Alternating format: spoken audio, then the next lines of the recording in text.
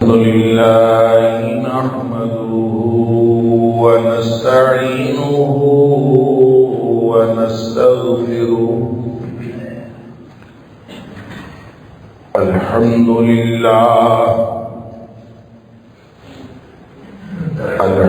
لله نحمده ونستعينه ونستغفره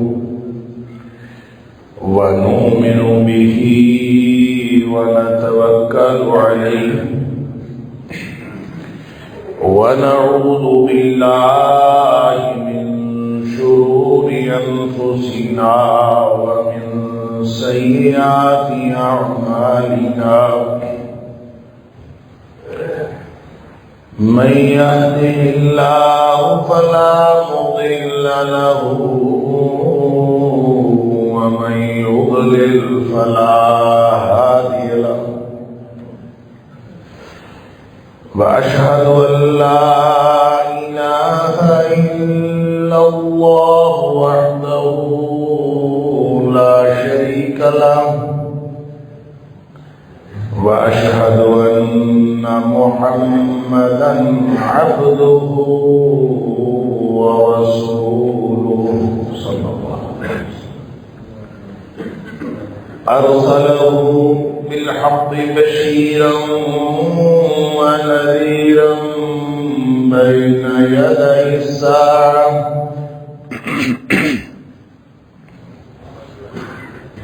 فمن يطع الله ورسوله فقد رشد واهتدى.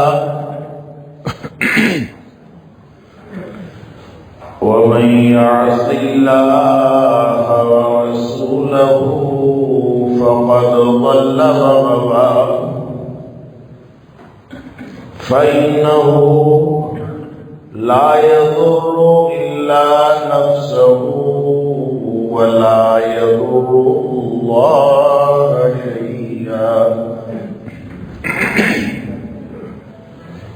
نسأل الله ربنا أن يجعلنا ممن يطيعه ويطيع رسوله ويتبع رضوانه ويجتنب سخطه. فإنما نحن به وله. أما بعد فإن خير الحديث كتاب الله وخير الهدي هدي محمد صلى الله عليه وآله وسلم. وشر الأمور محدثاتها وكل محدثة بدعة وكل بدعة ضلالة وكل ضلالة في النار. فأعوذ بالله السميع العليم من الشيطان الرجيم من همزه ونفخه ونفثه. بسم الله الرحمن الرحيم. إن ينصركم الله فلا غالب لكم وإن يخذلكم فمن ذا الذي ينصركم من بعده. وعلى الله فليتوكل المؤمنون.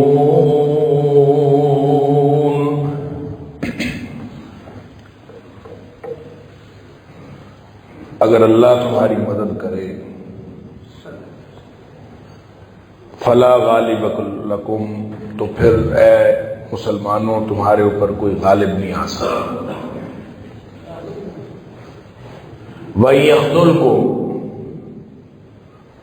اور اگر اللہ ہی تمہیں چھوڑ جائے، فمن ذا الذی ینصرکم من بعدہ، تو پھر کون ہے جو اس کے بعد تمہاری مدد کو آئے، تمہاری مدد کرے۔ وعلی اللہ فلیتوکل المؤمنون، اللہ ہی پر اہل ایمان کا بھروسہ ہونا چاہیے۔ صدق اللہ العظیم۔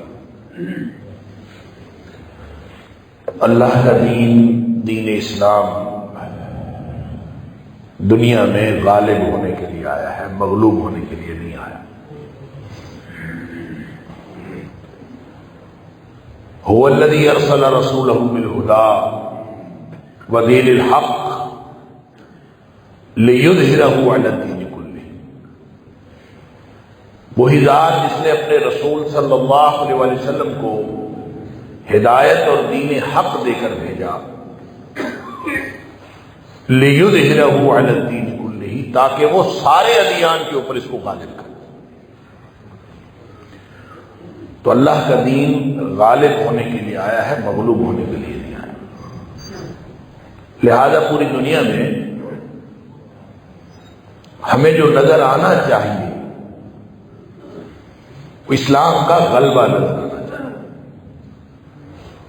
جو ہونا چاہیے اسلام غالب ہونا چاہیے اور باقی سارے کے سارے ادیان مغلوب ہونے چاہیے، لیکن ایسا ہے نہیں۔ عملاً کیا ہے کہ وہ دین جو غالب ہونے کے لیے آیا تھا وہ مغلوب ہے۔ اللہ اکبر۔ اور جن کو مغلوب ہونا چاہیے تھا وہ غالب۔ اور لگتا یوں ہے کہ دن بدن ہماری مسلمانوں کی جو کیفیت ہوتی چلی جا رہی ہے اس میں صرف بے بسی نہیں بڑھتی جا رہی بلکہ بے حسی بھی بڑھتی جا رہی۔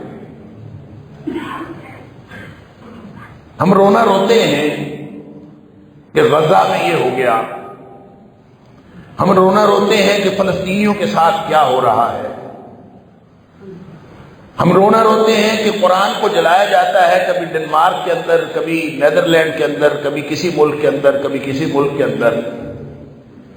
ہم رونا روتے ہیں کہ کشمیر کے ساتھ مسلمانوں کا کیا معاملہ ہو رہا ہے۔ ہم پوری دنیا میں مسلمانوں کی مظلومیت کا رونا روتے ہیں، لیکن شاید ہماری نگاہ اپنی مسلمانوں کی بے حسی کے اوپر نہیں جاتی کہ اس کا تعلق ہمارے اپنے معاملات کے ساتھ ہے۔ ہم نے اپنا معاملہ اللہ کے ساتھ درست رکھا ہوتا تو آج یہ دن دیکھنا نہ پڑتا۔ روز نئے چرچے لگتے، روز نئی مصیبت کھڑی ہوتی ہے مسلمانوں کی۔ ایک دکھ ابھی بھولا نہیں ہوتا بلکہ جاری ہوتا ہے، اس کے اوپر ایک نیا دکھ جو ہے وہ ہمارے اوپر آن پڑتا ہے، اور مغلوبیت، شرمندگی اور ذلت اور رسوائی، یہ سارا کچھ ایک دم ہمیں گھیر لیتا۔ شہید ہونا کوئی بڑی بات نہیں، شہید ہونا تو اللہ سے اجر لینے کے مترادف۔ اگر شہادت مل جائے جو کہ فلسطینیوں کو مل رہی ہے، اور وہ اللہ کے ہاں انشاءاللہ سرخرو ہیں جو شہادت پا رہے ہیں، پکڑے تو ہم جائیں گے جو ہم زندہ ہیں، حالات تو ہمارے خراب ہیں، اصل امتحان تو ہمارا ہے جو ہم زندہ ہیں اور اپنے گھروں کے اندر مزے کی زندگی گزار رہے ہیں، اصل امتحان تو ہمارا ہے۔ شہید ہو جانا یا غالب آ جانا، دونوں صورتوں میں اللہ سے اجر مل جانا۔ اللہ فرماتا ہے من یقاتل فی سبیل اللہ، بس اپنی ڈائمینشن دیکھو کیا ہے، رستہ دیکھو کون سا، ٹارگٹ دیکھو کیا ہے، فوکس دیکھو کس بات پر ہے۔ اگر اللہ کے راستے میں لڑے ہو، وَمَن يُقَاتِلْ فِي سَبِيلِ اللَّهِ، جو لڑا اللہ کے لیے ہو اور اللہ کے راستے میں لڑا ہو، پھر اس کے بعد اس کا نتیجہ کیا نکلتا ہے اس سے آپ بے فکر ہو جاؤ۔ فَيُقْتَلْ أَوْ يَغْلِبْ، پھر چاہے وہ قتل ہو جائے، ٹکڑے ٹکڑے کر دیا جائے، اور چاہے غالب آ جائے، فَسَوْفَ نُؤْتِيهِ أَجْرًا عَظِيمًا، ہم دونوں صورتوں میں ان کو اجر عظیم عطا کر دیں۔ لہذا شہید ہونا تو مسئلہ نہیں، مر مٹنا اللہ کے دین کے لیے، مر مٹنا یہ تو کامیابی کی دلیل ہے. لیکن جو فکر بندی کی بات ہے وہ نعرہ اللہ کا لگانا، بات اللہ کے دین کی کرنا، نعرہ دین اسلام کا لگانا، کام اپنی مرضی کے کرنا اور پھر ذلت و رسوائی کی زندگی گزارنا، یہ ہے اصل فکر بندی کی بات. میری ساری تمہید کا مطلب آپ سمجھ گئے ہوں گے کہ ابھی پچھلے دنوں 2-4 دن پہلے ہمارے پڑوسی ملک میں ایک مسجد کو گرا کر اس کے اوپر منظر تعمیر کیا گیا، اور یہ ایک دن میں نہیں ہوا. اللہ اکبر. 1992 میں یہ مسجد گرائی گئی، 1992 میں، اور آج 2024 اور 2024 میں جا کے اس کا افتتاح کیا گیا ہے. اس کو مندر کو بنا کے مسجد کو ڈھایا گیا، مسجد کو ختم کیا گیا، اور وہ مسجد بھی تھی تاریخی مسجد، 1529 عیسوی میں بنی یا 1528 عیسوی میں بنی. اللہ اکبر. اور اس وقت سے لے کر وہ مسجد ہی تھی. درمیان میں پتہ نہیں ہے جو انگریز آیا تھا اس نے بڑے یہاں پہ ایسے کام شروع کیے جس سے مسلمانوں کو اور ہندوؤں کو آپس میں لڑایا. لہذا ان کے بہت سارے جو منصوبے تھے ان میں سے ایک منصوبہ یہ تھا کہ انہوں نے مسلمانوں کو اور ہندوؤں کو لڑانے کے لیے ایک درفنکنی چھوڑی کہ پرانے کاغذوں سے یہ پتہ چلتا ہے کہ اس جگہ کے اوپر تو رام مندر تھا. حالانکہ یہ مسجد جو ہے یہ جہاں جب بنی تھی کوئی اس کے اوپر مندر شندر کوئی ایسی چیز نہیں تھی. صرف اس انگریز نے مسلمانوں کو اور ہندوؤں کو آپس میں لڑانے کے لیے، اس لیے کہ یہ لڑیں گے تو ان کی قوت مضبوط ہوگی، انہوں نے اپنا اقتدار مضبوط کرنے کے لیے جو مختلف قسم کے وہ جو ہمیشہ ایک پالیسی ہوتی ہے ڈیوائڈ اینڈ رول، لوگوں کو لڑاؤ اور ان کے اوپر حکومت کرو، اس کے لیے انہوں نے ایک حربے کے طور پر یہ بات شروع کی. اور آج ہم دیکھتے ہیں کہ وہ حربہ یہ پھر مسلمانوں کی آپس میں لڑائیاں تو اس وقت سے جاری، مسلمانوں کی اور ہندوؤں. اس دوران کتنے مسلمان شہید ہوئے اور کتنے ہندو اس میں کام آئے ہیں. انگریز نے تو اپنا اقتدار جو ہے اس کو طول دے دیا، اس نے تو اپنا مقصد حاصل کر لیا، لیکن پھر انگریز کے جانے کے بعد بھی وہ اثرات ختم نہیں ہوئے اور وہ ویسے کے ویسے چلتے رہے، اور یہ معاملہ دبا رہا جب تک بی جے پی کی حکومت نہیں آئی. اور یہ بی جے پی کیا ہے؟ بھارتیہ جنتا پارٹی. انہوں نے پہلے دن سے جو اعلان کیا ہوا ہے، انہوں نے اعلان کیا ہوا ہے کہ اس ملک کو ہم نے ہندو اسٹیٹ بنانا ہے. ہندوتوا ان کا ایک نظریہ ہے ہندوتوا کا، کہ پورے ملک کے اندر ہندو دھرم کو نافذ کرنا ہے پورے دین کے طور پر. حالانکہ آپ ان کی بات سنیں تو وہ کہتے ہیں کہ جناب ہندوستان تو ایک سیکولر ملک ہے، اور سیکولر ملک کا مطلب ہوتا ہے کہ ہر شخص کو اپنی مرضی کا عقیدہ رکھنے، اپنی مرضی کا دین رکھنے اور اپنی مرضی کے دین پر عمل کرنے کی اجازت ہوتی. لیکن یہ جو اس وقت کا وزیر اعظم ہے اس کو تو پھانسی چڑھنا چاہیے تھا، انہوں نے وزیر اعظم بنا دیا. یہ گجرات کے مسلمانوں کا قاتل ہے، یہ ہزاروں نہیں تو سینکڑوں مسلمانوں کا قاتل ہے، اور قاتل کو وزیر اعظم بنا دیا گیا. اور اس کی وجہ صرف یہ تھی کہ اس نے نعرہ لگایا تھا کہ ہم اس کو ہندو اسٹیٹ بنائیں،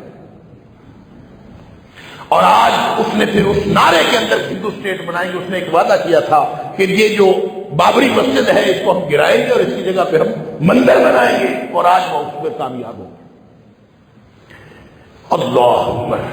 بی جے پی کے قصور نہیں ہے. ہندوتوا کی بات نہ کرے تو اور کیا کرے. ہندو اگر اپنے ملک کے اندر ہندو راج قائم کرنے کی بات نہ کرے تو کیا کرے. مجھے تو ترس آتا ہے وہاں کے مسلمانوں پر. بڑی لمبی پی کاٹی ہے انہوں نے، بڑا لمبا عرصہ انہوں نے وہ مظالم برداشت کیے، اور آج پوری دنیا کے مسلمان جب جہاں غمزدہ ہیں، سب سے زیادہ غم کوئی دل چیر کے دیکھے تو ہندوستان کے مسلمانوں کا دیکھے جو اس کو اپنا ملک سمجھتے ہیں، اور اپنے ملک کے اندر ان کی مسجد کو گرایا گیا، اس کی جگہ پہ نام مندر بنا دیا گیا، کوئی ان کا دل چیر کے دیکھے، اللہ تعالیٰ ان کو حوصلہ بھی دے، اللہ تعالیٰ ان کی مدد بھی کرے، اللہ تعالیٰ پوری دنیا کے مسلمانوں کی مدد کرے۔ لیکن ہوا کیا ہے، ان سے کوئی گلا نہیں۔ دشمن دشمنی نہ کرے تو اور کیا کرے؟ اچھا دشمن تو ہوتا ہی وہ ہے جو دشمنی ٹھوک بجا کے کرے، اور انہوں نے کی ہے۔ انہوں نے پہلے اعلان کر دیا تھا 81 میں جب وہ سیاست میں آئے ہیں، جب انہوں نے حکومت سنبھالی ہے، انہوں نے اس نعرے پر اور اس وعدے پر ہندوؤں سے ووٹ لیے تھے کہ ہم بابری مسجد کو گرائیں گے، اس کی جگہ رام مندر بنائیں گے، اور پھر انہوں نے گرایا۔ جب انہوں نے نعرے لگائے تھے تو ان کا خیال ہوگا کہ پوری دنیا میں کوئی غیرت مند مسلمان ہوگا، ان کا خیال ہوگا کہ مسلمانوں کے اندر شاید کوئی غیرت ہوگی، ان کا خیال ہوگا کہ مسلمان ملک اس پر جو ہے اٹھ کے کھڑے ہو جائیں کہ ہم مسجد نہیں گرانے دیں، پوری دنیا کے مسلمان ممالک غیرت کا اظہار کریں گے۔ لیکن جب کچھ بھی نہیں ہوا، انہوں نے سمجھ لیا، لٹمس ٹیسٹ کر لیا کہ مسلمانوں کی غیرت کوئی نہیں جانتی۔ ان کو آپ اعلان کرتے رہیں کہ ہم تمہاری مسجد گرا دیں گے، اس کی جگہ پہ ہم مندر بنا دیں گے، پوری دنیا میں کسی ایک مسلمان ملک کی غیرت نہیں جاگی کہ جس نے انڈیا کے ساتھ صرف یہ نہیں کہ اعلان جنگ کیا ہو، کوئی اپنے تعلقات ہی منقطع کر لیے ہو، ایسا بھی کچھ نہیں۔ پھر انہوں نے 1992 میں مسجد گرا دی۔ ہندو بلوے نے، ایک بلوائیوں نے، پورے موب نے حملہ کیا اور مسجد کو گرانا شروع کر دیا۔ پوری دنیا نے دیکھا، ہم نے بھی دیکھا، اللہ اکبر، پھر بھی کسی مسلمان ملک کی غیرت نہیں جاتی۔ مسلمان پتہ نہیں کہاں سوئے ہوئے، اور پھر ایک دن میں مندر نہیں بنا۔ وہاں کے بیچارے مسلمان ہندوستان کے، وہ اس کے قانونی جنگ لڑتے رہے، انہوں نے وہاں کے عدالت کا راستہ اختیار کیا، عدالتوں کے ذریعے سے سپریم کورٹ تک پہنچے، سپریم کورٹ نے بھی فیصلہ ان کے خلاف دے دیا اور انہوں نے کہا کہ یہاں پہ رام مندر بنے۔ ہر طرف سے مایوس ہوئے، لیکن پوری دنیا کے جو 57 اسلامی ملک ہیں، ان میں سے کسی کی غیرت نہیں جاتی کہ مسجد گرائی جا رہی ہے، ہم اس کے اوپر کوئی اپنا کنسرن نہیں شو کر دیں، ہم کوئی ایسی بات کر دیں، ہم انڈیا کے ساتھ تعلقات ہی منقطع کر دیں، ہم نے یہ نہیں۔ پھر ایک دن نہیں انتظار ہوا، 32 سال، اللہ اکبر، مسجد ڈھانے کے، مسجد کو گرانے کے 32 سال بعد مندر بنا۔ پھر بھی ان کو سمجھ آ گئی کہ یہ غیرت مند کوئی نہیں۔ وہ جلسہ کرتے ہیں تو ہمارا جس ملک کو ہم اپنی آنکھوں کا تارا کہتے ہیں،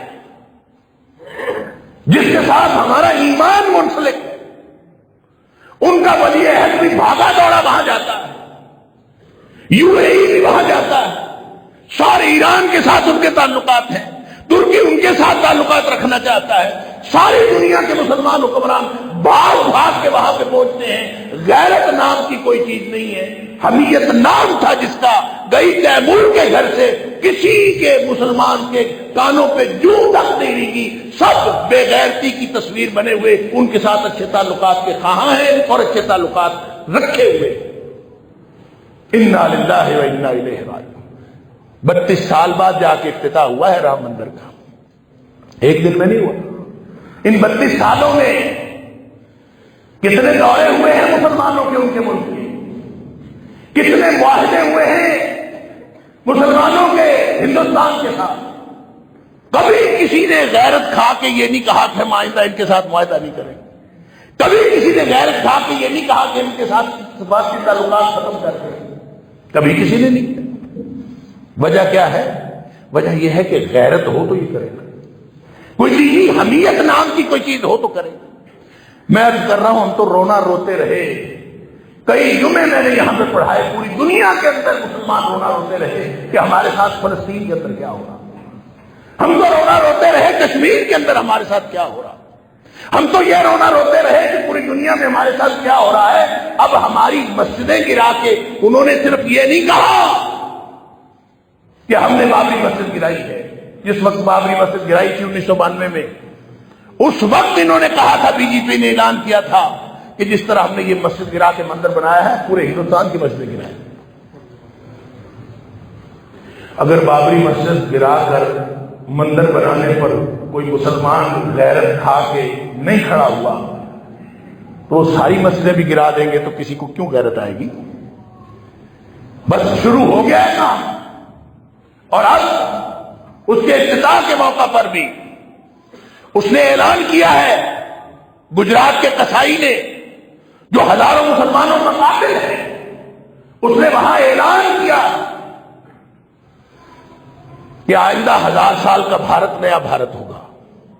جو 1000 سال بعد بھارت ہوگا، ہم نے اس کی بنیاد رکھ دی ہے. مسجد گرا کے اس کے اوپر مندر بنا کے ہم نے نئے بھارت کی بنیاد رکھی. لیکن مسلمانوں میں سے کوئی نہیں اٹھا. اللہ اکبر. میں نے عرض کیا ہم مر جاتے تو زیادہ اچھا تھا. ہم نبی اکرم صلی اللہ علیہ وسلم کا ایک فرمان ہے کہ فتنے اتنے ہوں گے کہ آدمی قبر والوں کے پاس سے گزرے گا اور آدمی کہے گا کاش میں قبر کے اندر ہوتا. فَبَطْنُ الْأَرْضِ خَيْرٌ مِّن ظَهْرِهَا. ایسے حالات ہو جائیں گے کہ زمین کا پیٹ جو ہے اس کی پشت سے بہتر ہو جائے. مجھے لگتا ہے کہ آج وہی حالات ہے. کاش ہم یہ اپنی آنکھوں سے یہ دن نہ دیکھتے، کاش ہمیں یہ نہ دن دیکھنا پڑتا. جو چرکے اب لگے ہیں، ہم مر جاتے لڑتے لڑتے. میں نے تو غزہ کے حوالے سے، فلسطین کے حوالے سے عرض کیا تھا کہ 57 اسلامی ملکوں کو اعلان جنگ کر دینا چاہیے. لڑتے لڑتے مر جائیں یہ عزت کی موت ہے. لیکن ہم شاید عزت کی موت مرنا نہیں چاہتے. ہمارے اندر غیرت ہی کوئی نہیں، حمیت ہی کوئی نہیں، اور دینی حمیت کے ساتھ کوئی بات کرتا ہی نہیں. ہر ایک کا اپنا اپنا مسئلہ ہے. اللہ اکبر. نبی اکرم صلی اللہ علیہ وسلم نے فرمایا تھا کہ ایک وقت آئے گا کہ دنیا کی ساری اقوام تمہارے اوپر ٹوٹ پڑے گی. اللہ اکبر. یوشک الامم ان تداعى علیکم کما تداعى الاکلۃ الی قصعتها. نبی اکرم صلی اللہ علیہ وسلم نے فرمایا تھا کہ ایک وقت آئے گا کہ ساری امتیں تمہارے اوپر ایسے ٹوٹ پڑیں گی جیسے بھوکے کھانے کے اوپر ٹوٹ پڑتے ہیں. جس طرف منہ کرو، جس طرف دھیان دو، ایسے ہی لگتا ہے کہ مسلمان تو ذلیل و خوار ہوتے چلے جا رہے ہیں. حالات خراب سے خراب تر ہوتے چلے جا رہے. ذلت ہے کہ ختم ہونے کا نام نہیں لیتی. رسوائی ہے کہ بڑھتی چلی جا رہی. کیا کریں، کدھر جائیں؟ بے بسی اور بے حسی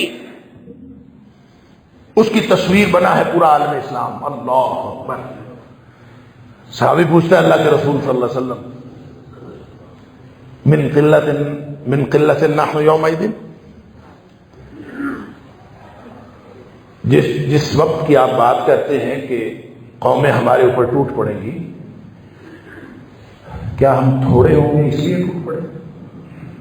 اللہ اکبر. نبی اکرم صلی اللہ علیہ وسلم نے فرمایا بل انتم یومئذ کثیر. نہیں، اس وقت تمہاری تعداد تو بہت زیادہ ہوگی، بڑی کثرت میں ہوگے تم دنیا میں. اللہ پتہ ہے کتنے مسلمان ہیں اس وقت پوری دنیا میں؟ 1.5 ارب مسلمان ہیں. اللہ اکبر. اور ان میں سے 1 ارب مسلمان اس ایشیا میں بستے ہیں. 1.5 ارب مسلمانوں میں سے جو 1 ارب مسلمان وہ صرف ایشیا کے اندر ہے. یہی خطہ ہے جس کے اندر مسلمان زیادہ ہے. لیکن جتنے مرضی ہو، نبی پاک صلی اللہ علیہ وسلم فرماتے ہیں بل انتم یومئذ کثیر. 1.5 ارب کی آبادی، اور یہاں ایشیا کے اندر جہاں بابری مسجد گرائی گئی، جہاں اس کے اوپر رام مندر بنایا گیا، یہاں تمہاری تعداد بل انتم یومئذ کثیر، 1 ارب مسلمان، اللہ اکبر، لیکن سارے کے سارے 0+0+0 کچھ بھی نہیں، سارے بے غیرت اور بے حقیقت۔ انا للہ و انا الیہ راجعون۔ بہت معذرت چاہتا ہوں میں یہ الفاظ بول رہا ہوں، نبی پاک صلی اللہ علیہ وسلم نے جو الفاظ بولے وہ سن لیجیے۔ آپ نے فرمایا وَلَكِنَّكُمْ غُثَاءً كَغُثَاءِ السَّيْلِ، ہوگے تو بہت زیادہ لیکن تمہاری حیثیت ایسے ہوگی جیسے سیلاب کے آگے خس و خاشاک بہ جاتے، تن کے گند، کوڑا، روڑی، سیلاب کی جھاگ، کوئی حیثیت نہیں، بے حیثیت ہو گئی۔ اس لیے کہ حیثیت قوموں کی بنتی ہے اللہ کی مدد سے، مسلمانوں کی حیثیت بنتی ہے اللہ کی مدد سے۔ يَنْصُرْكُمُ اللَّهُ فَلَا غَالِبَ لَكُمْ، اللہ کا وعدہ ہے کہ اگر اللہ تمہاری مدد کر رہا ہوتا تو کوئی تمہارے پر غالب نہ آتا۔ تو جب اللہ کی، اس کا مطلب ہے جب ہم مغلوب ہیں اور لوگ ہمارے اوپر غالب ہیں، جس کا صاف مطلب ہے اللہ کی مدد ہمارا ساتھ چھوڑ گئی۔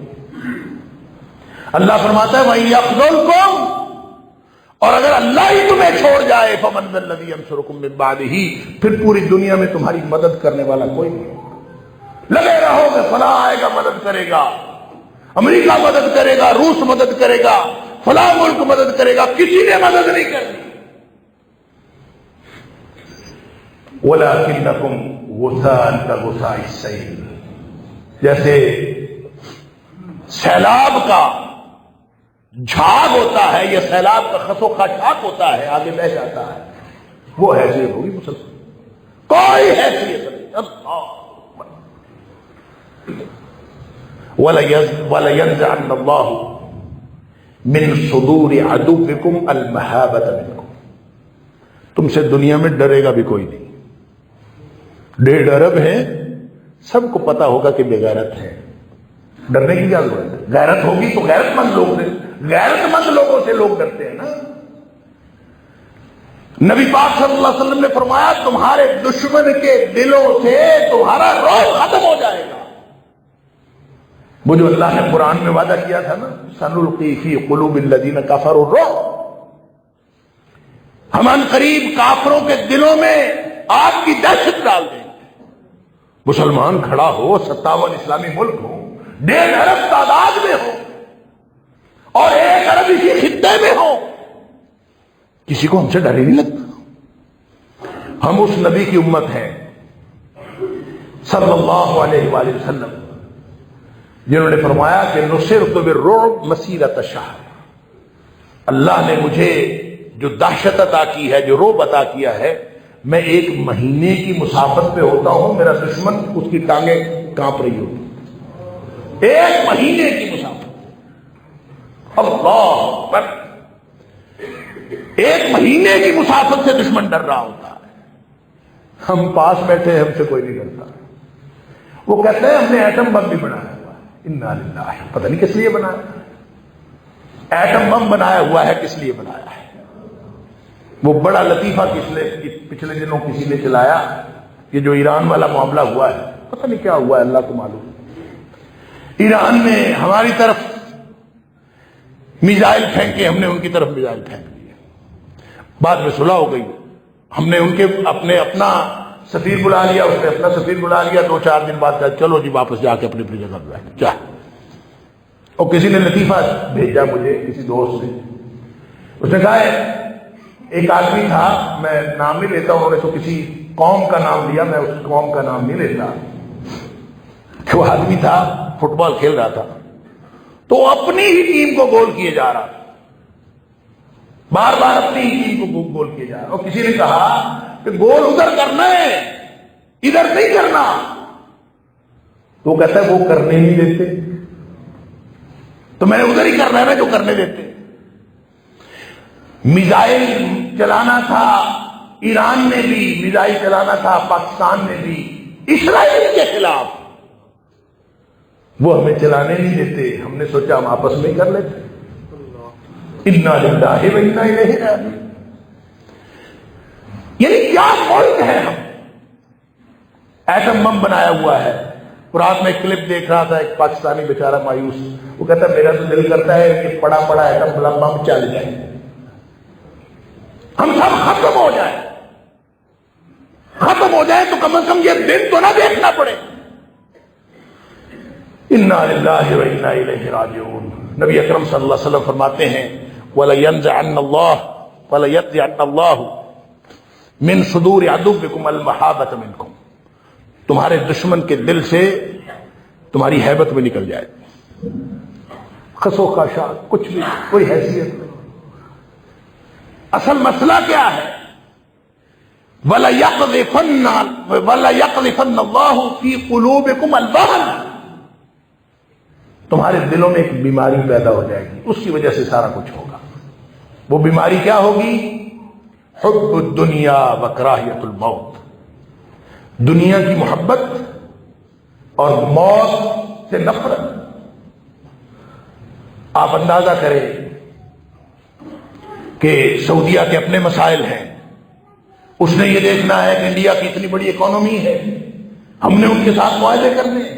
یو اے ای کے اپنے مسائل ہیں، ترکی کے اپنے مسائل ہیں، ایران کے اپنے مسائل ہیں، انڈونیشیا اور ملائیشیا کے اپنے مسائل ہیں. یہ 5-7 اسلامی ملکوں میں سے اصل جو اہم ملک ہیں وہ تو یہی 5-7 ہیں.